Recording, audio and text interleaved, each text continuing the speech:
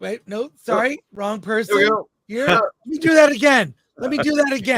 Okay. Let's talk to Jonathan Rosenthal about The Abandoned.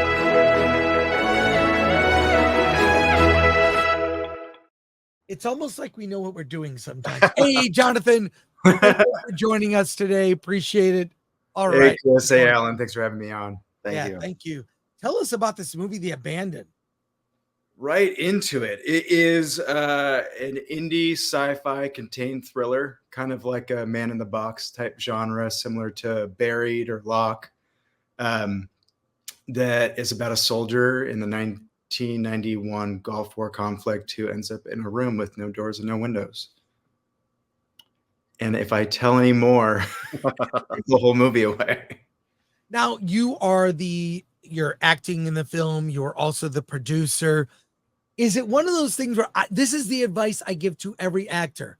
How do I make it in Hollywood? How do I green light yourself, become a producer, then you can cast yourself in movies that play to your strengths as an actor. You know who does that? Who? Tom Cruise. Oh, 100%. Yeah. 100%.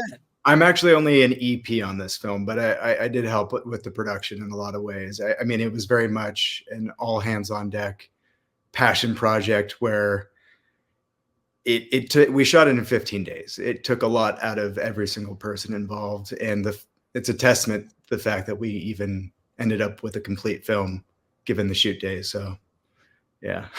And you referenced the movie Buried. That's the one with Ryan Reynolds. Yeah, with Ryan. Yeah. Yeah. Phenomenal film. I love these self-contained, like simple films with high stakes. Yeah, same. And I think that's what drew me to the script originally. It was a new take on a genre that I love and a story I'd seen, but in a very original and new kind of way that as an actor seemed like a challenge. And as a filmmaker, was something I would have loved to see made. I know it sounds strange comparison, but there's a book I read as a kid. I think maybe a lot of people did back in the day were forced to read this book that scared the living crap out of me. It's called Johnny Got His Gun. You know that book? I do. Yes, vaguely. Where the whole book takes place in the lead character's head, who is figured from the war and can't speak or do anything. And he's just a body still alive, but aware of what's happening around him, but, trapped in a way. And there's something about this that owes it to that, or in a small way, right. I say. Yeah. I love indie sci-fi. Sci-fi, and because it's all the world of, we don't have a huge budget for effects. You can dabble in ideas. Right. And that's where indie sci-fi really excels. You can't use effects as a crutch. You have to actually dig in and find a way to tell a compelling story without big CGI sequences. Precisely. And I want to say to our audience, we have almost 2,000 people watching live. Please join the conversation, post your questions for Jonathan, and we will get to your questions in a moment. So how do you balance the role of being an EP, and an actor? Does it give you just a little more power, or how do you balance that? Well, I have a production company with a good buddy of mine, and we do full-on produce indie features. Where that's concerned, typically I take the acting hat off just because it's too much to juggle. On this film, it was very much a collaboration from pre-production all the way through to post. So when it came to acting, there was no way to be a producer on set. It was such a short amount of time to kind of run the gauntlet of doing so much. And I think I would have driven myself insane along with everyone else on set if I try to step on the other side of the camera and help in any way. But we had an amazing production team, and we all got in that cube together, so to speak. Having made indie films myself, 15 days is insane. I made a film in 18 days. In 18 days, what were some of the challenges with that? Because the set takes in multiple iterations and there's a certain degree of special effects makeup, continuity was a concern. So we made the choice early on to shoot chronologically. It made the most sense both for performances, continuity, and just everything that needed to kind of fit into this perfect storm. And I think that helped us in the biggest way. We also rehearsed it like a play. We spent about 2.5, 3 months leading up to it. Wow. Just because, I mean, we were shooting 7-page days at times, which for anyone that knows is nearly impossible. Yes. Yeah. Yeah. And then throw in special effects, makeup, stunts. I did all of my own stunts because, again, we were running a tight ship, and the nature of a lot of the setups didn't allow us to have a stunt player to take my place. So anything you see on screen, that is me banging off the walls. Nice. We've got the chat is on fire with comments. We have a lot of questions for you. Can we go to those chat comments? Let's do it. Let's do it. Castigan says trailer looks good. Check out the trailer. Look it up. Osier says, was gonna say this guy has to be an actor. Got the looks for it, and this coming from a guy. There you go. Okay. Solomon Thornton says, greetings, Sir Jonathan. Any advice for beginning filmmakers? Don't make a short film. If you can make a short film, you can make a feature. Go make a feature. There you go. No matter how ragtag it is, just go make one. Let me ask you, why do you think that? I think the exercise in itself is way more rewarding.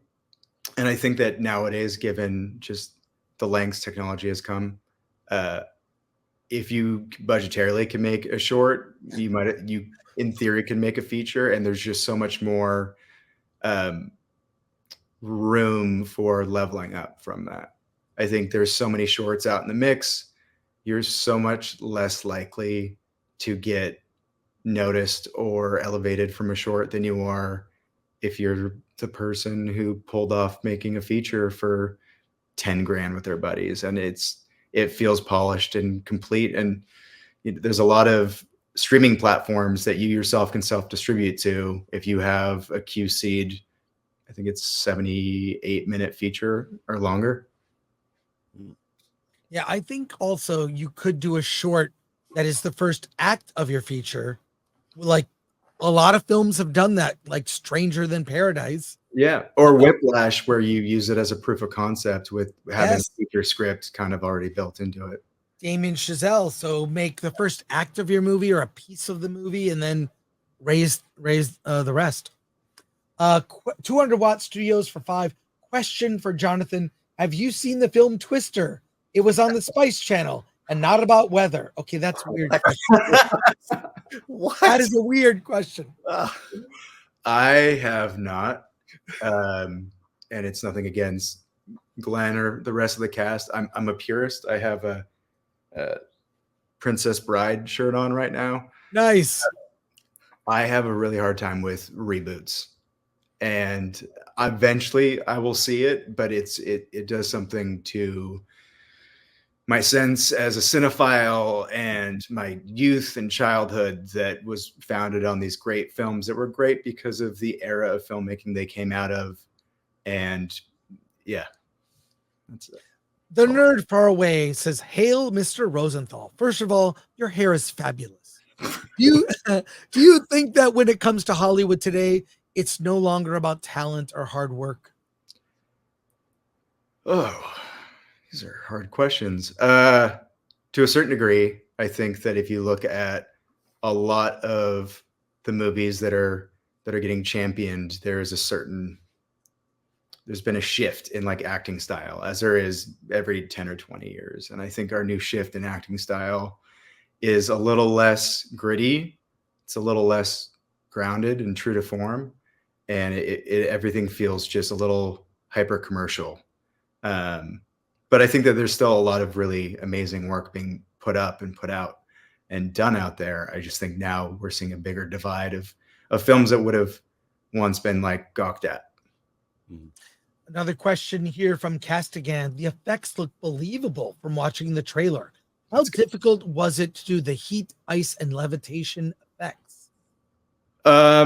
Thank you, first of all, because again, we were a micro budget indie, so our effects were the biggest question mark when it came to post.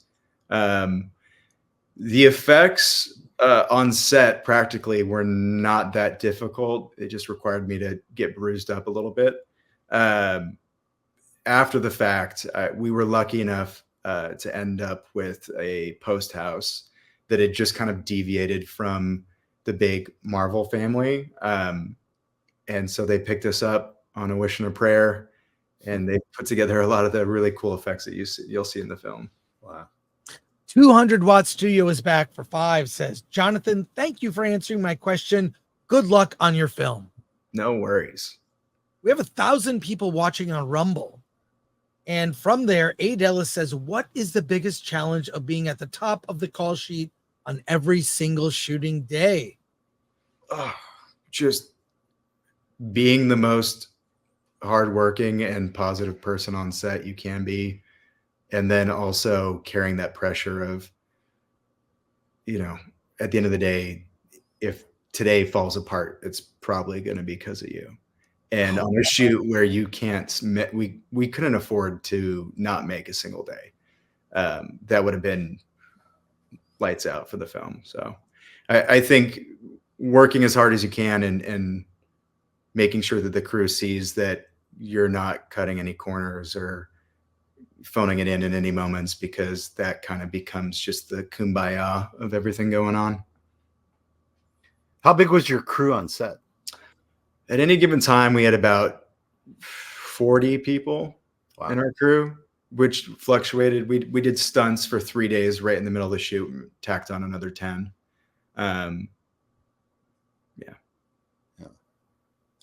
Another question here from Rumble. How was it filming in Spokane? It seems to be a growing spot for indie films to be shot. It was awesome. We had a lot of the crew from Z Nation, if you guys remember that show. Yeah. A vast majority of them coming off of that, and some others coming off of some of the other shows that had just wrapped out. Spokane is great. We shot in the middle of winter for a movie that bookended takes place in Iraq. So that was a challenge. Oh, wow. Cheat it for hot and sunny Iraq in the middle of snowy Spokane. And final question here from Piston Burner. Hey, Jonathan, do you have any connection with Rosenthal Automotive? What? If I did, this would not have been an indie film. I would have taken some of that money out of my own pocket and put it in there. I wish. I've actually never heard of Rosenthal Automotive, but I'm sure they make great products. Well, thank you for being here. The film is out, I'm told, from Danny Duran, the publicist, that it is out on VOD on July 30th. Is that right? Yes, July 30th. Today it is in theaters. Check your local listings. And then on the 30th, we will be on video on demand. And one final question. What's up next for you? As a producer, I have a couple films slated, and then acting wise, I have 2 projects I can't quite talk about yet, but they are both in the sci-fi genre. A little bit bigger, a little less indie. But producing wise, we partnered up with Sean Penn's company, Projected Picture Works. We're doing a political thriller that takes place in 1980s El Salvador. And then a shoot 'em up John Wick style film with Anthony Mandler. That's kind of like something between John Wick and The Drop, if you ever saw The Drop. Wow. Nice. Jonathan, thank you for being on the show. Congrats on the movie. The Abandoned is in theaters, coming to VOD July 30th. Take care. Thank you so much. Thanks, Chris. Thanks, Alan. Thank you. See our movie. All right. Later.